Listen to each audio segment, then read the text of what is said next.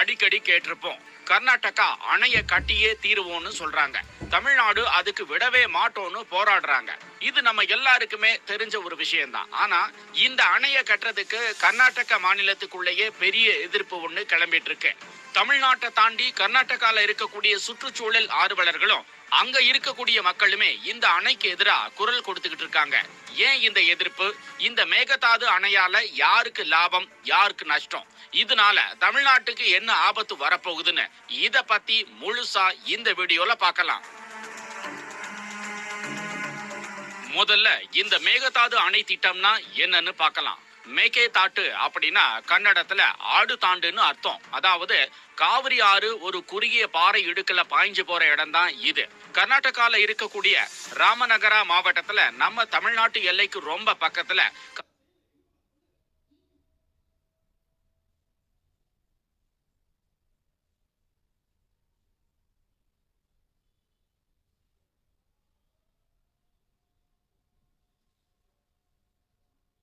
காவிரி ஆற்றோட குறுக்கே ஒரு பிரம்மாண்டமான சமநிலை நீர்த்தேக்கத்தை கட்டுறதுக்காக கர்நாடக அரசு பிளான் பண்ணியிருக்காங்க. இதோட பட்ஜெட் மட்டும் கிட்டத்தட்ட 9,000 கோடி ரூபாய். இதோட கொள்ளளவு 67 டிஎம்சி.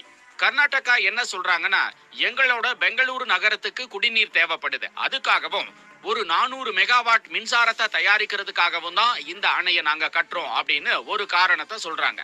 சரி, கர்நாடகா அவங்க ஊர் நன்மைக்காகத்தானே கட்டுறாங்க, அப்புறம் ஏன் அங்கேயே எதிர்ப்பு கிளம்புது அப்படின்னு ஒரு கேள்வி ஒண்ணு வரலாம். முதலாவது காரணம் சுற்றுச்சூழல் பேரழிவு. இந்த அணையை கட்டினாங்கன்னா சுமார் 12,000 ஏக்கருக்கும் அதிகமான நிலப்பரப்பு தண்ணிக்குள்ள மூழ்கிரும். இது சாதாரணமான நிலம் இல்லைங்க, ரொம்ப அடர்ந்த காடுகள் மற்றும் வனவிலங்கு சரணாலயம் இருக்கக்கூடிய பகுதி. இதனால அங்க இருக்கக்கூடிய பல்லுயிர் பெருக்கம், யானைகள், மற்ற விலங்குகளோட வாழ்வாதாரம் மொத்தமா அழிய போகுதுன்னு சுற்றுச்சூழல் ஆர்வலர்கள் முறையிடுறாங்க. ரெண்டாவது காரணம் மக்கள் இடப்பெயர்வு.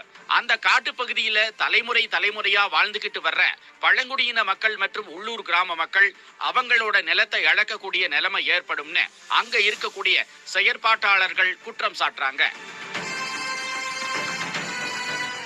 மூணாவது காரணம் என்னன்னா, உண்மையான நோக்கம் என்ன?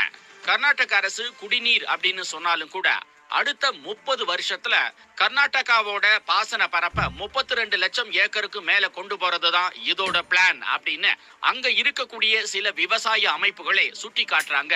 சரி, இப்போ நம்ம தமிழ்நாட்டோட பக்கத்துக்கு வருவோம். இந்த அணை வந்தா தமிழ்நாட்டுக்கு என்ன பாதிப்பு அப்படிங்கறத பார்க்கலாம்.